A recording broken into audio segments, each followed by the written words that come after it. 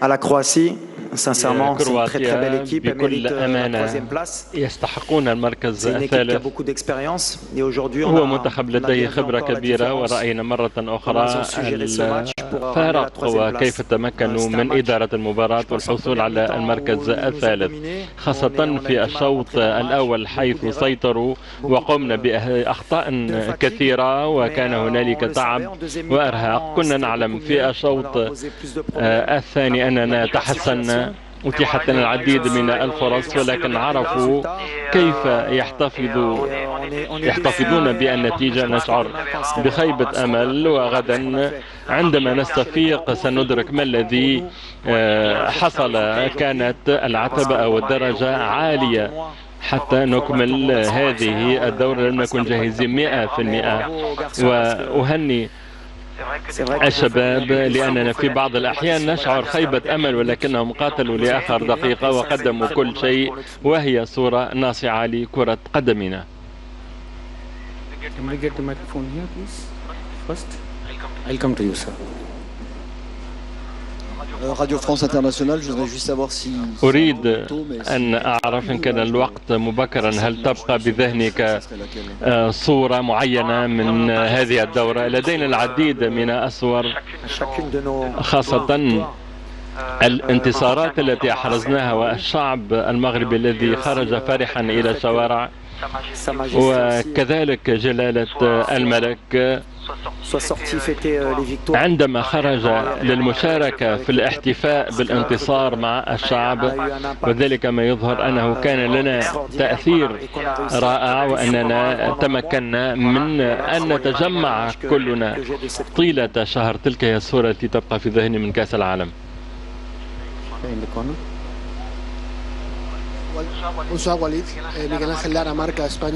مساء الخير.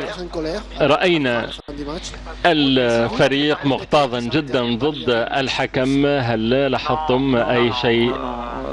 لا.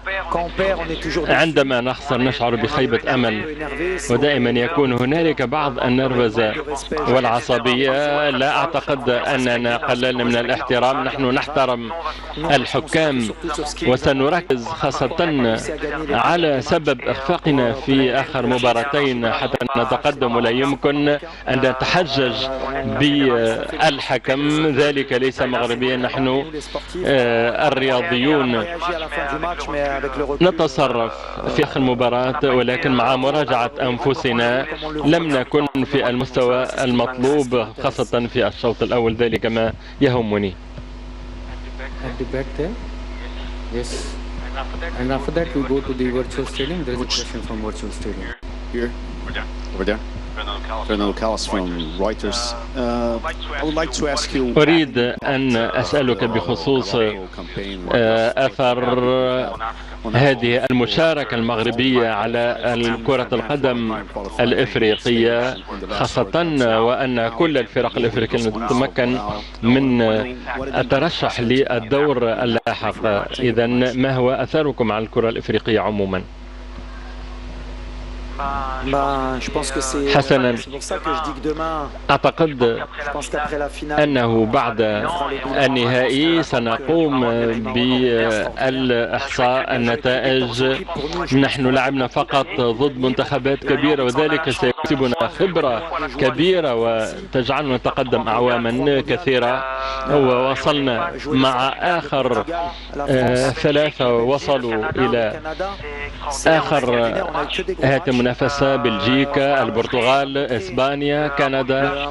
إذا أعتقد أننا أظهرنا وجها جيدا لإفريقيا، وأن العمل يؤتي أكله، وعلينا كذلك أن نستفيد مثل ما استفدنا من مباراة غانا في الربع نهائي لكأس إفريقيا، وذلك ربما يجعلنا إن شاء الله نحلم بالفوز بكأس العالم.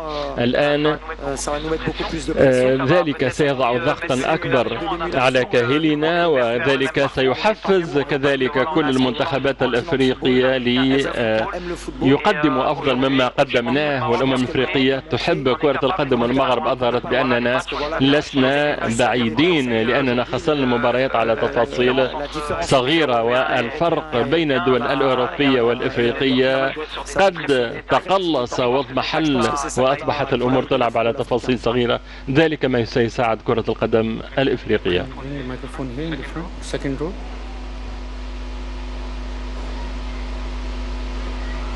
متوكل وليد، أولا تهانينا، شكرا على ما كل قدمتموه. لو تكرر الأمر ما كان بإمكان وليد أن يغير أو يحسن بالأحرى.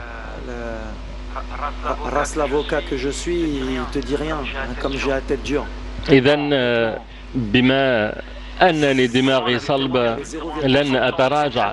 لقد كان لدينا في بداية هذه الدورة 0.01% من إمكانية الفوز بكأس العالم. وصلنا المربع الأخير من كأس العالم ولعبنا فقط ضد أمم كبيرة، وأنا كمغربي وأنا الشعب المغربي الذي أعرفه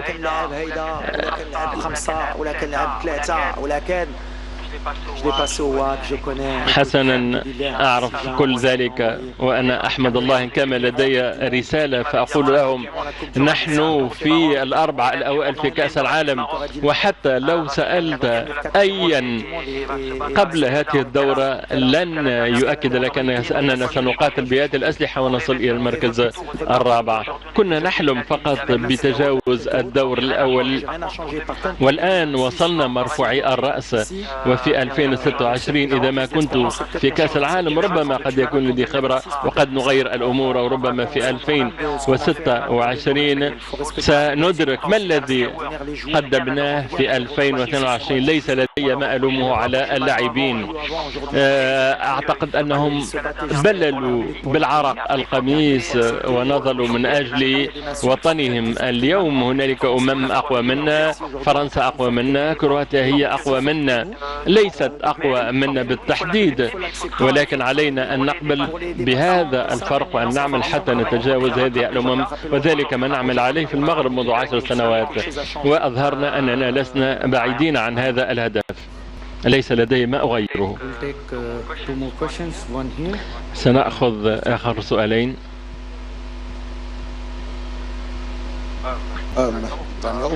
From the Kenya Broadcasting Corporation. I'll ask in English. سأسألك باللغة الإنجليزية. إذا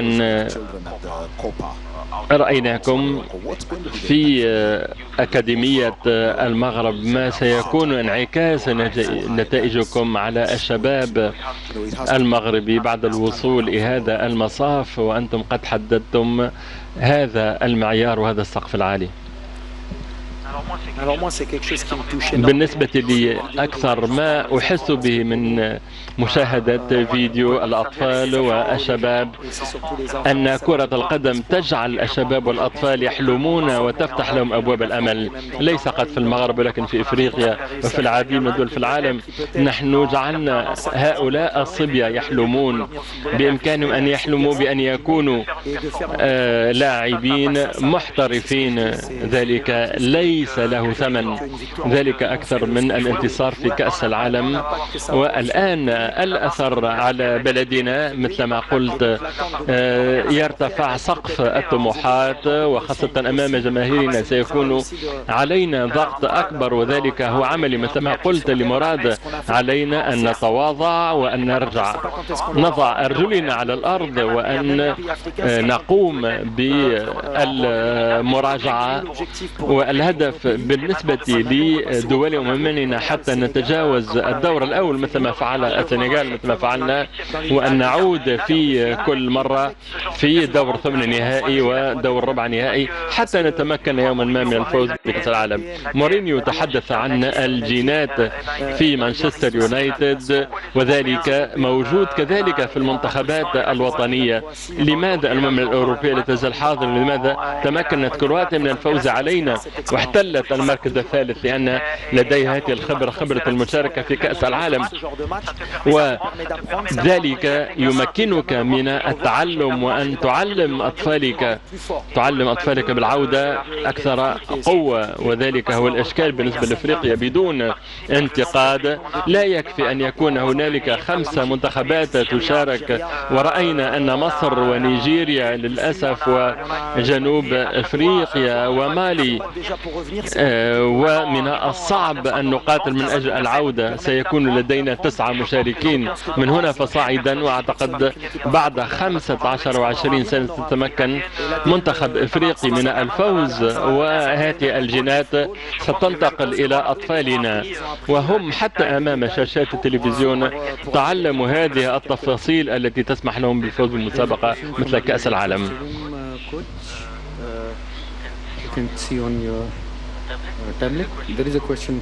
هنالك سؤال عبر الانترنت. اسلام المدب من تونس.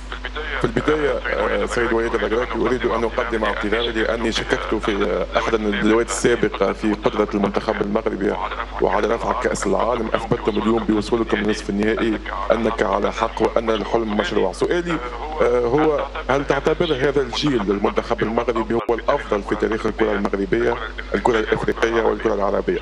شكرا.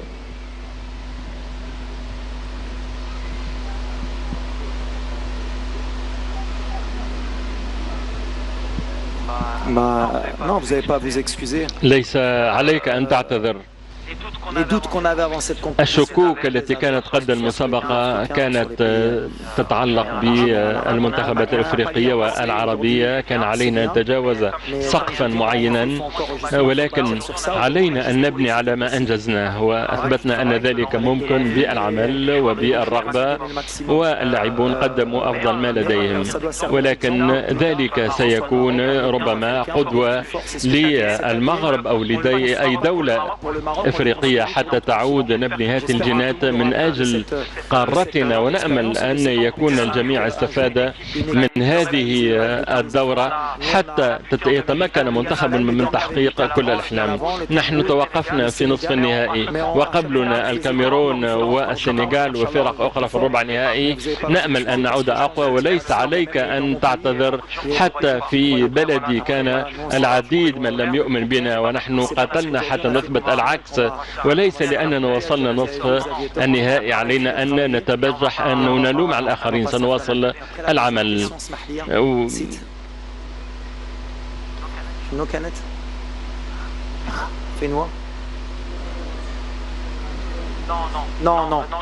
لا، نعتقد أننا من إحدى أفضل الأجيال الإفريقية، ولكن في غرفة الملابس قلت للاعبين إذا ما أردتم أن تدخلوا إلى التاريخ يجب الفوز بكأس إفريقيا، وبذلك سنكون أفضل منتخب، وحتى نتمكن من ذلك في غضون السنوات القادمة.